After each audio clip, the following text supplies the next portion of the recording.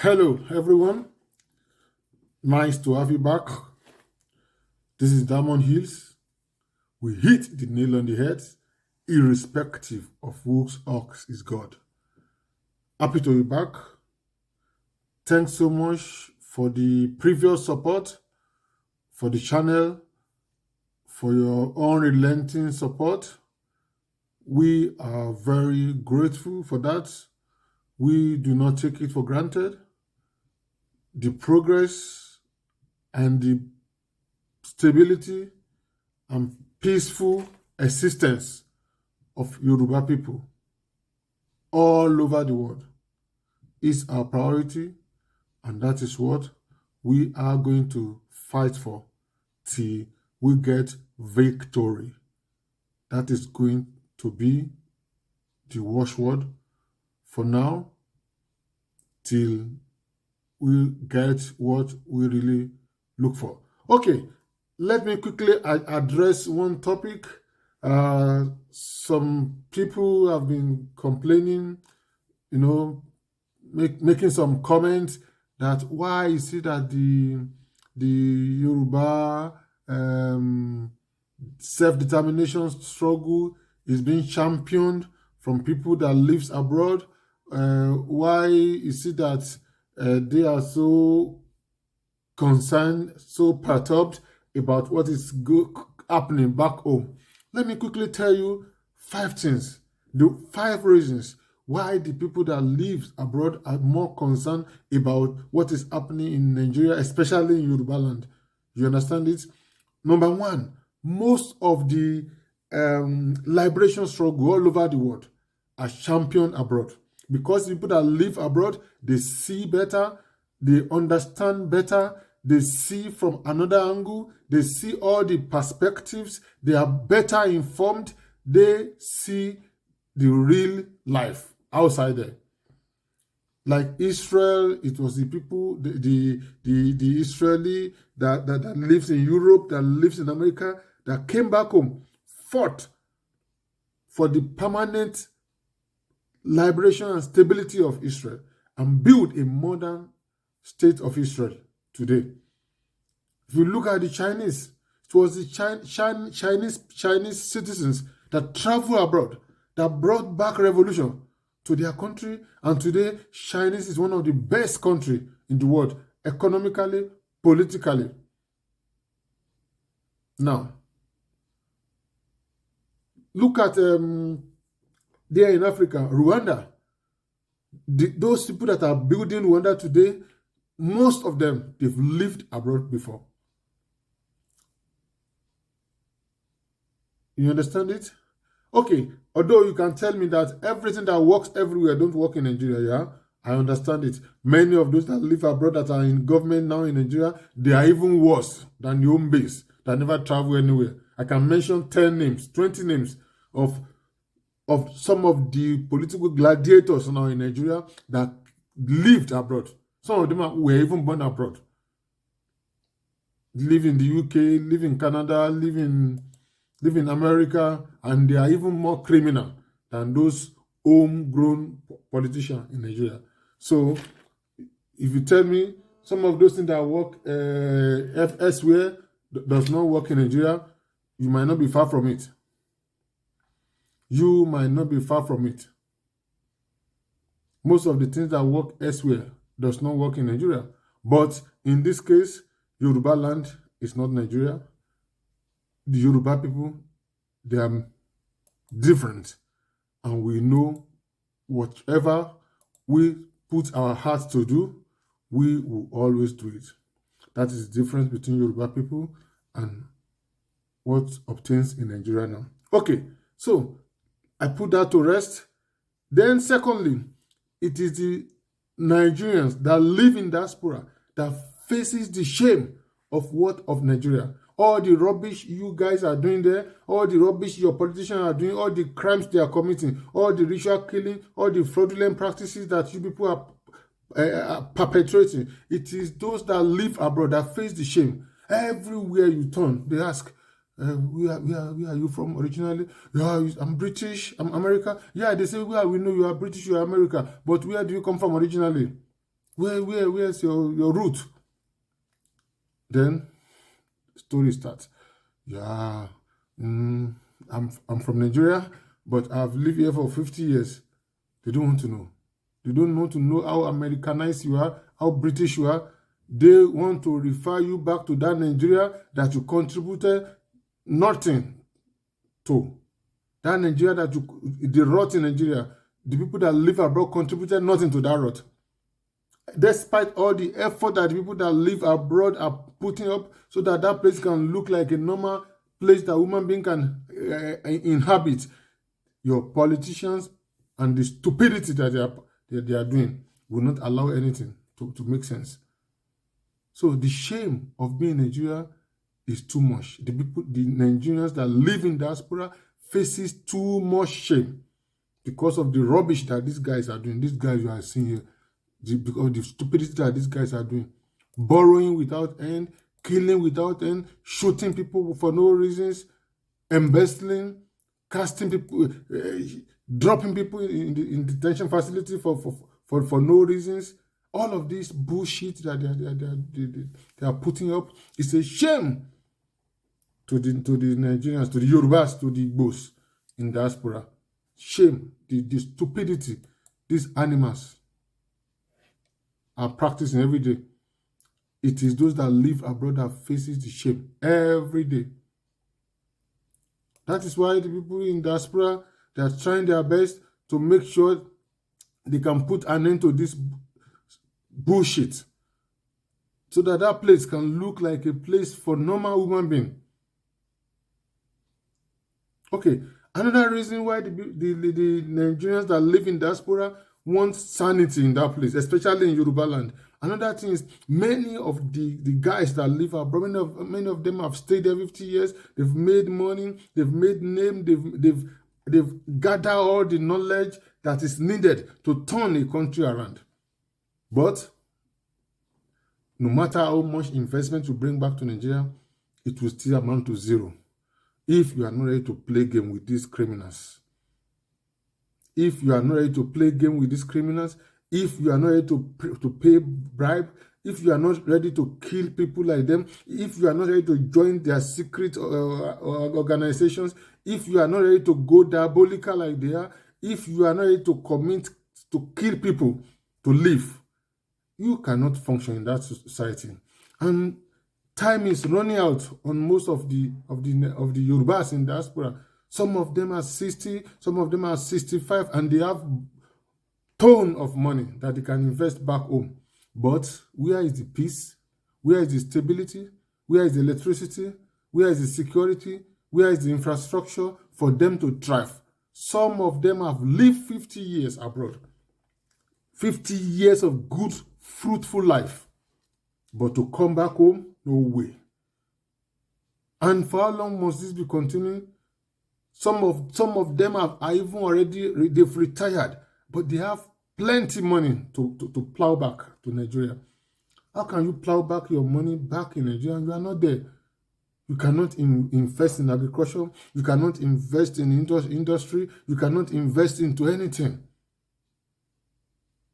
So, because of this stupidity must come to an end. That is why the most of the effort to bring back Yorubaland on its feet is being championed by the people abroad. I've given you like 2, 3, 4 reasons. And the last one, there are many reasons, but I'm just telling you the key ones. And the last one is that, look, most of the people, most of the Yoruba guys that live abroad, Yoruba men, Yoruba doctors, Yoruba lawyers, Yoruba professors, Yoruba astronaut, Yoruba aeronautic engineer, Yoruba, a lot of all manner of fields. You see them there. You know, the burden of Nigeria is too much. Some of them are paying school fees of more than 20 university undergraduates in secondary schools, in primary schools, pay to this charity, pay to this orphanage, pay to this old woman that doesn't have a husband, pay to all of these are the work that the state is supposed to be doing. But the state is not there. The state is only there to kill you and embezzle your money. These are the jobs that our guys are doing. Many of us are doing. including my humble self, that we are doing. And these are not our jobs. These are the jobs that the responsible state supposed to do to their citizens. That is why we want to say, okay, if this unity will not bring anything, then let's everybody answer his father's name, so that we can build our country the way Israel built their country today, the way Rwanda people built their country today, the way the Chinese built their country today, so that we can build our own country, the way Germans built their country, so that we can build our Yoruba nation. Then we can plan our life.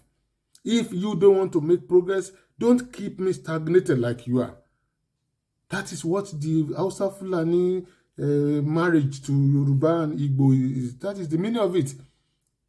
Òòṣà tó bá lè gbè mí, fi mí sílẹ̀ bó ṣe bá mi. Kò ṣe, kò jónírè ṣe, ó gba ọkọ onírè, ó gbàdá onírè, ó fi kọ́gi. That is what Hausa Fulani marriage to Yoruba, that is the meaning. And this is why we are putting our feet to the ground and put an end to this nonsense that is going on. All right, so that is by the way. So you can now see the reasons why this self-determination struggle is being championed majorly from over us by the Yorubas that have seen the light, that knows that what is happening there is utter darkness. And this is the fight that we have to fight, and we have to win. And winning we must. Okay, let's go there. All right, so that is just a little digression. So let's go to the topic of today. 5 solid reasons why Nigeria must become defunct. 5 solid reasons why Nigeria must become defunct, why Nigeria must be retired. When I say retired, Nigeria must be retired like country like USSR, Soviet Republic, like Yugoslavia, and many other countries. That is the fate of Nigeria. And that is what is going to happen. And until that happens, nobody is going to have peace in that country. Nobody is going to have rest. We are not giving up. And the destroyer, the oppressor, I'm sure they will not give up either. But that is where we are going to. All right. Okay. 5 solid reasons why Nigeria must become defunct, why Nigeria must become retired. I quote the word of a wise man. He said, "Give an uneducated mind all the power, all the resources, all the opportunity in this world. It will all turn to an impossibility because his mind cannot process all the goodwill at his disposal." I take it again. Give an uneducated and unenlightened mind all the resources, all the power, all the opportunities in this world. It will all turn to an impossibility because his mind cannot process all the goodwill at his disposal. That captures the mood of the governance in Nigeria, the presidency, the president. Give him all the opportunity. You gave him opportunity 8 years. And what happened? Bastardized the country, ruined the country, and you must not talk. Anybody that talks, that guy, that person is fit only to be killed. That is what Nigeria stands for. This rot, this bullshit, this nonsense, we are not going to be part of it anymore. No more, no longer. Anymore, no more, no longer. All right. A country without a progressive constitution. I'm talking about 5 reasons why Nigeria must become defunct. Why? Because Nigeria can never work. Stop wasting your time. You can try it for 200 years. You will not even stay where you are now. You will be going back. You will be retrogressing. You will not be only stagnated. You will be retrogressing. A country without a progressive constitution is a disaster going somewhere to happen. A country without a progressive constitution is a disaster going somewhere to happen. A country without a progressive constitution is a disaster going somewhere to happen. The 1999 constitution was designed to just serve as an oppressive weapon and the conduit pipe of sorts, and the so-called owner of Nigeria will stop at nothing to protect that satanic book tagged 1999 Constitution. 5 reasons why Nigeria must be dissolved. Number 1, the Constitution is fraudulent, rubbish. Number 2, no system, no institution. Politicians do not really drive a nation, but the system and the institutions does. But in the case of Nigeria, where there is no core value, no code of conduct, no red line, no system, and the institutions are either decayed or non-existent. It gives dictators like Buhari the latitude to become a demigod, a mini-god, where no one can query their ignorance. Look at the recent electoral act that the whole Nigerian legislature passed. Buhari refused to assent it because he feels his narrow and parochial dementia knowledge supersedes that of the other 200 million that sent those lawmakers to Abuja. What happened is Buhari had his way because the system is not there. If the system were to be there, who is Buhari to turn down what all the entire parliament of a nation decided? But in Nigeria, anything goes. Not as if the parliament does not have the power to veto it, but then they want to be politically correct. They want to be in the good book of Mr. President. They hold the populace. They hold them no explanation. They have no respect for the populace. They have no respect for the voters. They hate them. They are heard in disdain. That is why they either please Buhari than to please the electorate that send them to Abuja in the first place. All right. Turi. I'm now on the number 3. 5 reasons why Nigeria must be dissolved. Number 3. Nigerian politicians of today, they are one of the most cruel and heartless all over the world. What are you going to achieve under a cruel and brutally repressive office holders that are also operating in a lawless system with no one to query them? Because Chief Sunday Adeyemo expressed his own opinion about the plight and wishes of his people, Yorubas, they just have to kill him. They have to kill him and take him off the way so that he will not disturb them anymore. Because his opinion does not matter. It is only the opinion of the politicians that matters. They have to kill him and destroy all he has worked for all his life. That is what one Nigerian means. You have no right, but they can do all things. They don't provide for you, but they provide for themselves. They provide clothing allowance, wardrobe allowance, health allowance, food allowance, housing allowance, transport allowance. They provided all manner of allowances for themselves. And they are in the region of millions. But for the Nigerian, for the poor and the so, they provided for them nothing. Kidnapping, raping, killing. That is what they provided for the citizens. And you call that place a nation? When Nnamdi Kanu called Nigeria a zoo, you thought the guy was making a mistake? If there's another word that is even stronger than zoo, you can even call Nigeria a graveyard. It's even worse than zoo. Zoo, at least animals still live there. People still come there to watch the animals. But graveyard is the better word to use in describing the condition of Nigeria now. Okay? Let's go there. If you and I allow this criminal enterprise called Nigeria to continue, it won't change, and destinies will be wasted for no reasons. And I'm sure God in heaven won't be happy about it. Look at the story of the talent in the Holy Book.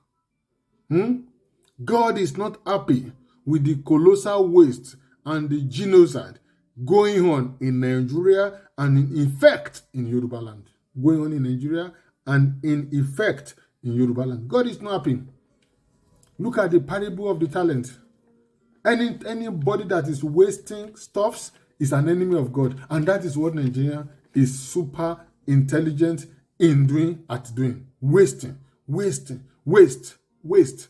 That is the name, the right name for Nigeria. Wasteland. Wasteland is the appropriate name you can give to Nigeria. Look at them. Vice President-elect, he abandoned the mandate. He went and do puppet to a dictator, to a killer. That is the kind of guys you are dealing with in Nigeria. I pray it will not be too late before you guys wakes up and see that there is no hope for anybody under that system called Nigeria. Okay, I've given you 3 reasons why you must dissolve Nigeria, why Nigeria must be dissolved. I move to number 4 now. There is no word order to call those politicians in Nigeria to order. Oppressive leaders, especially in Africa, have the latitude to do whatever they want, and nothing would happen to them in the long run or in the short run. Why must you sacrifice your life in the altar of their savagery? They murder Abiola, they murder Ken Saro-Wiwa, they kill Pari Wayne, they kill Mrs. Funmilayo Ransom Kuti, they kill Shehu Musa Yaradua, they kill Delegiwa, and many others.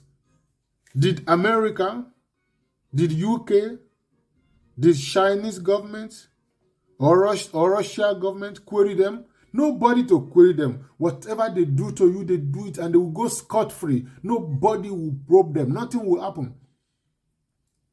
If they succeeded in killing Shifademo Igbo last time, you think what do you think will happen? We will shout, we cry, we raise placard, they kill Abiola, nothing happened.